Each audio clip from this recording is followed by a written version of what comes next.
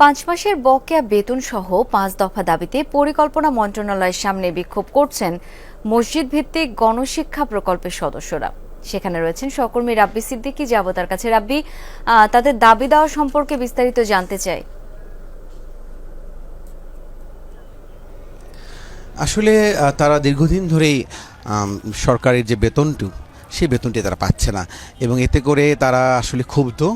এবং আজকে সারা বাংলাদেশ থেকে এই গণশিক্ষা প্রকল্পের শিক্ষক যারা তারা কিন্তু এখানে হাজির হয়েছেন এবং ক্ষোভ জানাচ্ছেন। পরিকল্পনা কমিশনের সামনে আছি, এখানে দেখতেই পাচ্ছেন পুরো পরিকল্পনা কমিশন কিন্তু ঘিরে রেখেছে আলেম ওলামারা এবং ইসলামিক ফাউন্ডেশনের এই গণশিক্ষা কার্যক্রম। এটি আসলে তাদের এই কার্যক্রমে তারা অংশ নিচ্ছেন, তারা ছেলে মেয়েদেরকে পড়াচ্ছেন, কিন্তু তারা পয়সা পাচ্ছেন না। আমরা একটু কথা বলার চেষ্টা করি। কতদিন ধরে আপনারা বেতন পাচ্ছেন? আমরা আজকে 5 মাস ধরে বেতন পাই না এবং বোনাস পাই না। জানুয়ারি থেকে। জি। সেক্ষেত্রে আপনারা আজকে সরকারের কাছে কি দাবি জানাচ্ছেন? আমাদের 5 মাসের বেতন এবং বেতন যেন বৃদ্ধি করা হয় এবং আমরা বোনাস সহ যেন আমরা ঈদের আগে পাই। এই যে আমরা তাই জন্য দাবির জন্য আমরা রাস্তা নামিয়ে আসছি।